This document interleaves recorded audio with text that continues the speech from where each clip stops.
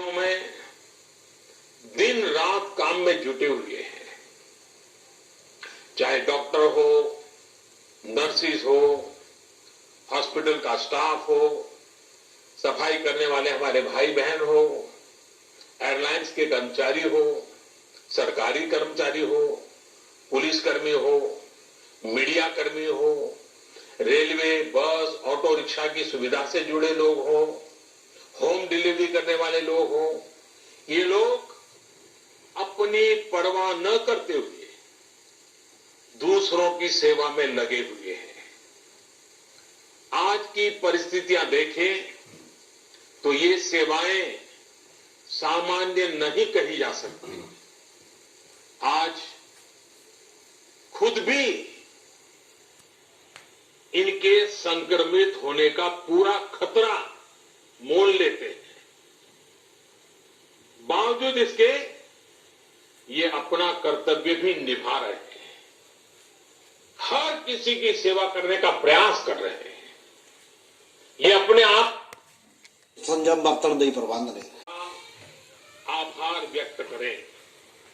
और आभार कैसे व्यक्त करेंगे? ताली बजा करके, थाली बजा करके, घंटी बजा करके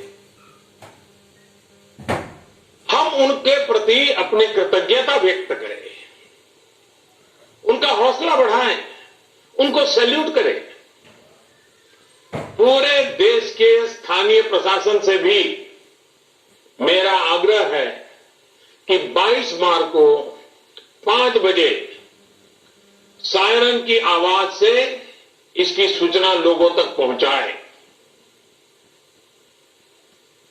सेवा परमो धर्म के हमारे संस्कारों को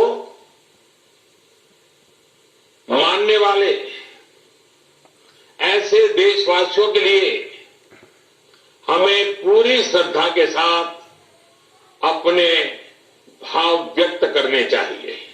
साथियों, संकट के इस समय में आपको ये भी ध्यान रखना है कि हमारी आवश्यक सेवाओं पर, हमारे हॉस्पिटलों पर दबाव बढ़ना नहीं चाहिए, ताकि हमारी हॉस्पिटल की व्यवस्थाओं को, हमारे डॉक्टरों को, हमारे पैरामेडिकल स्टाफ को इस महामारी के लिए प्राथमिकता देने की सुविधा बने। और इसलिए मेरा सभी देशवासियों से आग्रह यह भी है कि रूटीन चेकअप के लिए अस्पताल जाने की हमारी जो भी आदत रही हो उससे बचना चाहिए, जितना बच सके बचना चाहिए। आपको बहुत जरूरी लग रहा हो तो अपनी जान पहचान वाले डॉक्टर, आपके फैमिली डॉक्टर या अपने रिश्तेदारी में जो डॉक्टर हो उनसे फोन पर ही उनसे आवश्यक सलाह ले लें। अगर आपने इलेक्टिव सर्जरी जो बहुत आवश्यक ना हो, ऐसी सर्जरी उसकी कोई डेट ले रखी है तो मेरा आग्रह है कि इसे भी आगे बढ़वा दें, 1 महीना बाद की तारीख ले लें। साथियों, इस वैश्विक महामारी का अर्थव्यवस्था पर भी व्यापक प्रभाव पड़ रहा है।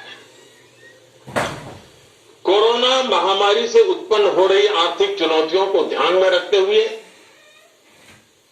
सरकार ने, भारत सरकार के वित्त मंत्री के नेतृत्व में, फाइनेंस मिनिस्टर के नेतृत्व में सरकार ने एक कोविड-19 इकोनॉमिक रिस्पांस टास्क फोर्स, इसके गठन का फैसला लिया है। ये टास्क फोर्स सारे स्टेक होल्डर से नियमित संपर्क में रहते हुए, फीडबैक लेते हुए, हर परिस्थिति का आकलन करते हुए निकट भविष्य में फैसले लेगी। ये टास्क फोर्स ये भी सुनिश्चित करेगी कि आर्थिक मुश्किलों को कम करने के लिए जितने भी कदम उठाए जाएं, उन पर प्रभावी रूप से अमल हो।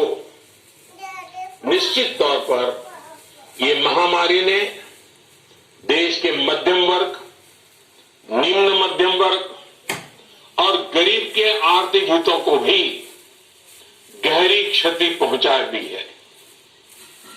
संकट के इस समय में मेरा देश के व्यापारी जगत, उच्च आय वर्ग से भी आग्रह है कि अगर संभव है तो आप जिन जिन लोगों से सेवाएं लेते हैं उनके आर्थिक हितों का ध्यान रखें।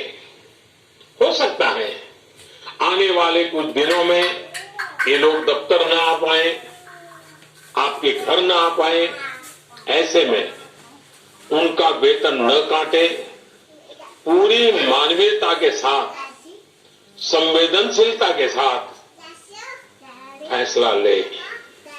हमेशा याद रखिएगा, उन्हें भी अपना परिवार चलाना है, अपने परिवार को बीमारी से बचाना है। मैं देशवासियों को इस बात के लिए भी आश्वस्त करता हूं कि देश में दूध, खाने पीने का सामान, दवाइयां, जीवन के लिए जरूरी ऐसी आवश्यक चीजों की कमी ना हो, इसके लिए तमाम कदम उठाए जा रहे हैं। ये सप्लाई कभी रोका नहीं जाएगा। इसलिए मेरा सभी देशवासियों से ये आग्रह है कि जरूरी सामान संग्रह करने की होड़ न लगाएं।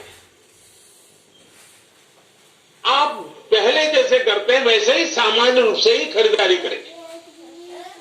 पैनिक बाइंग ये कतई ठीक नहीं है, उसको न करें। साथियों, पिछले 2 महीनों में 130 करोड़ भारतीयों ने, देश के हर नागरिक ने देश के सामने ये जो संकट आया है, उस संकट को देशवासियों ने अपना संकट माना है। भारत के लिए, समाज के लिए, देशवासियों से जो बन पड़ा है, हर किसी ने किया है।